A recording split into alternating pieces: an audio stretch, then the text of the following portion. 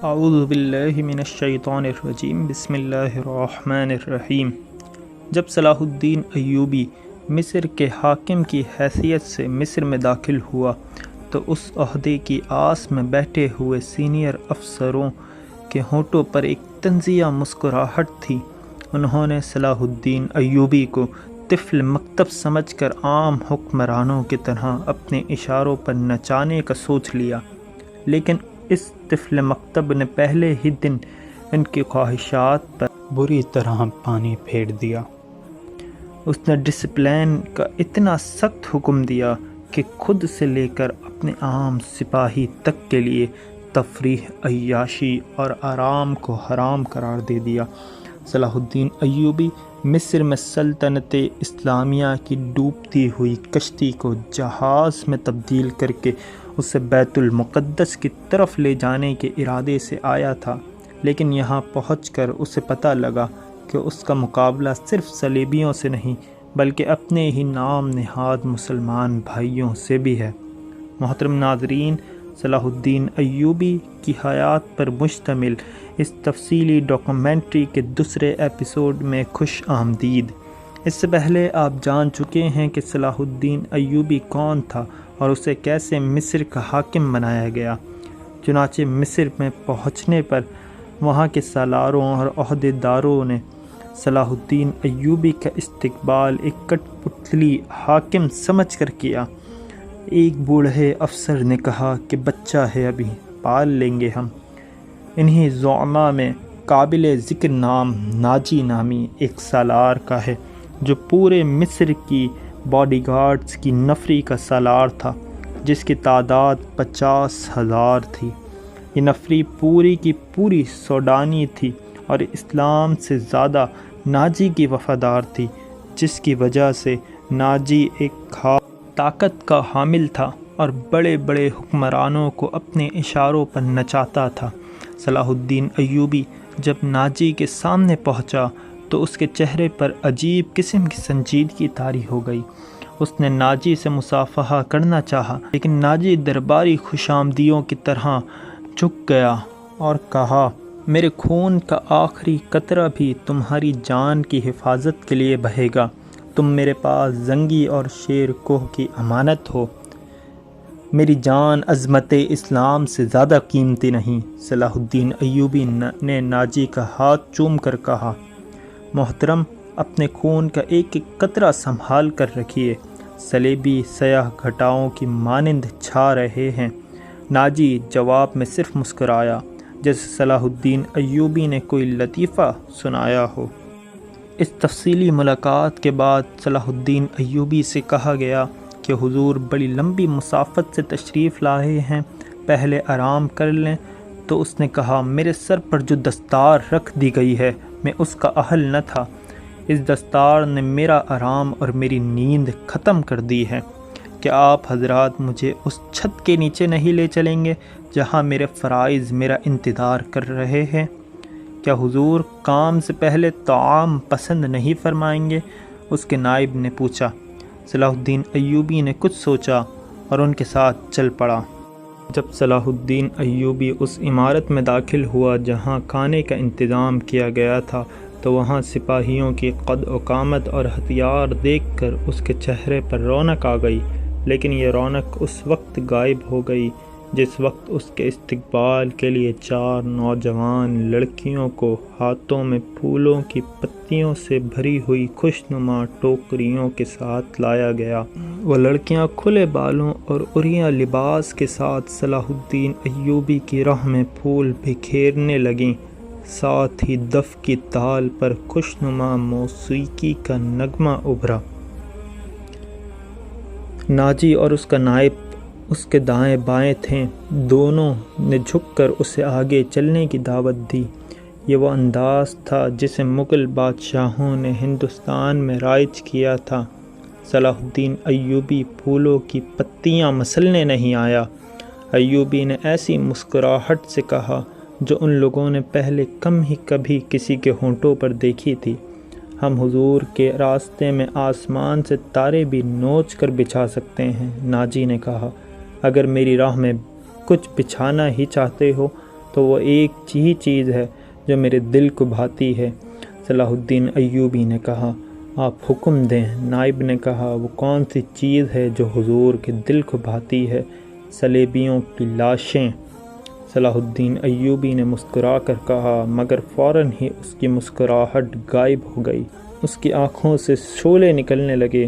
اس نے دھیمی آواز میں جس میں قہر اور عتاب چھپا ہوا تھا کہا، مسلمان کی زندگی پھولوں کی سیج نہیں، جانتے نہیں ہو صلیبی سلطنت اسلامیہ کو چوہوں کی طرح کھا رہے ہیں، اور جانتے ہو وہ کیوں کامیاب ہو رہے ہیں؟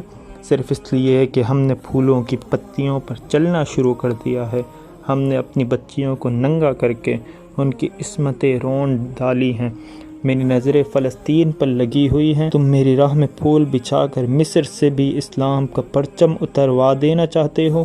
اس نے سب کو ایک نظر دیکھا اور دبدبے سے کہا، اٹھا لو یہ پھول میرے راستے سے، میں نے ان پر قدم رکھا تو میری روح کانٹوں سے چھلنی ہو جائے گی۔ ہٹا دو لڑکیوں کو میرے راستے سے، کہیں ایسا نہ ہو کہ میری تلوار ان کے اتنے دلکش سنہرے بالوں میں الجھ کر بیکار ہو جائیں۔ حضور کی جاہ و حشمت، مجھے حضور نہ کہو۔ صلاح الدین ایوبی نے بولنے والے کو یوں ٹوک دیا جیسے تلوار سے کسی کافر کی گردن کاٹ دی ہو۔ اس نے کہا، حضور وہ تھے جن کا تم کلمہ پڑھتے ہو اور جن کا میں غلام بے دام ہوں۔ میری جان فدا ہو اس حضور صلی اللہ تعالی علیہ وسلم پر جن کے مقدس پیغام کو میں نے سینے پر کندہ کر رکھا ہے۔ میں یہی پیغام لے کر مصر میں آیا ہوں۔ صلیبی مجھ سے یہ پیغام چھین کر بحر روم میں ڈبو دینا چاہتے ہیں، شراب میں غرق کر دینا چاہتے ہیں۔ میں بادشاہ بن کر نہیں آیا۔ لڑکیاں کسی کے اشارے پر پھولوں کی پتیاں سمیٹ کر وہاں سے ہٹ گئیں۔ صلاح الدین ایوبی تیزی سے دروازے کے اندر چلا گیا۔ ایک وسیع کمرہ تھا، اس میں ایک لمبی میز رکھی ہوئی تھی جس پر رنگا رنگ پھول بکھرے ہوئے تھے، اور ان کے درمیان روسٹ کیے ہوئے بکروں کے بڑے بڑے ٹکڑے، سالم مرغ اور جانے کیسے کیسے کھانے سجے ہوئے تھے۔ صلاح الدین ایوبی رک گیا اور اپنے نائب سے پوچھا، کہ مصر کا ہر ایک باشندہ اسی قسم کا کھانا کھاتا ہے؟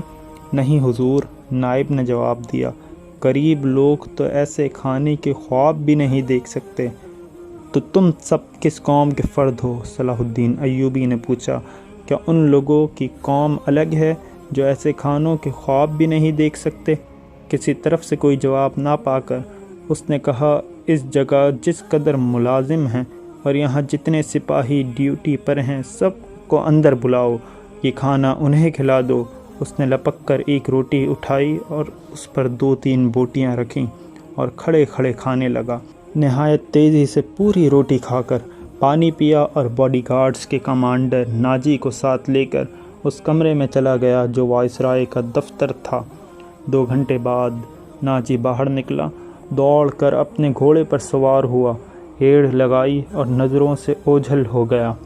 رات ناجی کے خاص کمرے میں اس کے 2 کمانڈر جو اس کے معتمد اور ہمراز تھے اس کے پاس بیٹھے شراب پی رہے تھے۔ ناجی نے کہا، جوانی کا جوش ہے، تھوڑے دنوں میں ٹھنڈا کر دوں گا۔ کم بخت جو بھی بات کرتا ہے کہتا ہے، رب کعبہ کی قسم صلیبیوں کو سلطنت اسلامیہ سے باہر نکال دوں گا۔ صلاح الدین ایوبی، ایک کمانڈر نے تنزیہ کہا، اتنا بھی نہیں جانتا کہ سلطنت اسلامیہ کا دم نکل چکا ہے، اب سوڈانی حکومت کریں گے۔ کیا آپ نے اسے بتایا نہیں کہ یہ 50,000 کا لشکر سوڈانی ہے؟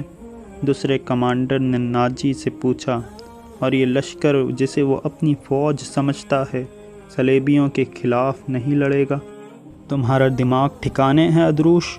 ناجی نے کہا، میں اسے یہ یقین دلا کے آیا ہوں کہ 50,000 سوڈانی شیر اس کے اشاروں پر صلیبیوں کے پرچے اڑا دیں گے۔ لیکن ناجی چپ ہو کر سوچ میں پڑ گیا۔ لیکن کیا؟ اس کے ساتھی نے پوچھا۔ اس نے مجھے حکم دیا کہ مصر کے باشندوں کی ایک فوج تیار کروں، ناجی نے کہا۔ اس نے کہا ہے کہ ایک ہی ملک کی فوج مناسب نہیں ہوتی، وہ مصر کے لوگوں کو بھرتی کر کے ہماری فوج میں شامل کرنا چاہتا ہے۔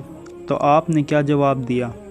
میں نے کہا کہ آپ کے حکم کی تعمیل ہوگی۔ ناجی نے جواب دیا، مگر میں ایسے حکم کی تعمیل نہیں کروں گا۔ مزاج کا کیسا ہے؟ ادروش نے پوچھا۔ ضد کا پکا معلوم ہوتا ہے، ناجی نے جواب دیا۔ آپ کی دانش اور تجربے کے سامنے تو وہ کچھ بھی نہیں لگتا، دوسرے کمانڈر نے کہا۔ نیا امیر مصر بن کے آیا ہے، کچھ روز یہ نشہ طاری رہے گا، میں یہ نشہ اترنے نہیں دوں گا، ناجی نے کہا۔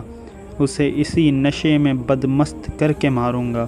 بہت دیر تک یہ تینوں صلاح الدین ایوبی کے خلاف باتیں کرتے رہے اور اس مسئلے پر غور کرتے رہے کہ اگر صلاح الدین ایوبی نے ناجی کی بے تاج بادشاہی کے لیے خطرہ پیدا کر دیا تو وہ کیا کارروائی کریں گے۔ ادھر صلاح الدین ایوبی اپنے نائبین کو سامنے بٹھائے یہ ذہن نشین کرا رہا تھا کہ وہ حکومت کرنے نہیں آیا اور نہ کسی کو حکومت کرنے دے گا۔ اس نے انہیں کہا کہ اسے جنگی طاقت کی ضرورت ہے اور اس نے یہ بھی کہا کہ اسے یہاں کا فوجی ڈھانچہ بالکل پسند نہیں۔ 50,000 باڈی گارڈز سوڈانی ہیں، ہمیں ہر خطے کے باشندوں کو یہ حق دینا ہے کہ وہ ہماری فوج میں آئیں، اپنے جوہر دکھائیں اور مال غنیمت میں سے اپنا حصہ وصول کریں۔ یہاں کے عوام کا معیار زندگی اسی طرح بلند ہو سکتا ہے۔ صلاح الدین ایوبی نے انہیں بتایا، میں نے ناجی سے کہہ دیا ہے کہ وہ عام بھرتی شروع کر دے۔ کیا آپ کو یقین ہے کہ وہ حکم کی تعمیل کرے گا؟ ایک ناظم نے اس سے پوچھا۔ کیا وہ حکم کی تعمیل سے گریز کرے گا؟ وہ گریز کر سکتا ہے، ناظم نے جواب دیا۔ فوجی امور اسی کے سپرد ہیں، وہ کسی سے حکم لیا نہیں کرتا، اپنی منوایا کرتا ہے۔ صلاح الدین ایوبی خاموش رہا، جیسے اس پر کچھ اثر ہی نہ ہوا ہو۔ اس نے سب کو رخصت کر دیا اور صرف علی بن سفیان کو اپنے ساتھ رکھا۔ یہ علی بن سفیان کون تھا؟ سلطان صلاح الدین ایوبی نے اس کے ساتھ مل کر ناجی کو سنبھالنے کا کیا انتظام کیا، اور ان دونوں کی اس ملاقات کے بعد ناجی نے کس لڑکی کو سلطان صلاح الدین ایوبی کو پھنسانے کے لیے استعمال کیا، یہ سب اور بہت کچھ جانیے اگلے ایپیسوڈ میں۔ اگر آپ ہمارے چینل پر نئے ہیں اور ابھی تک چینل کو سبسکرائب نہیں کیا تو فوراً سبسکرائب کریں اور بیل آئیکن کو پریس کر دیں تاکہ سلطانی مصر و شام سلطان صلاح الدین ایوبی کی حیات پر مشتمل اس تفصیلی ڈاکومنٹری کے ہر ایپیسوڈ کو آپ جلد از جلد دیکھ سکیں۔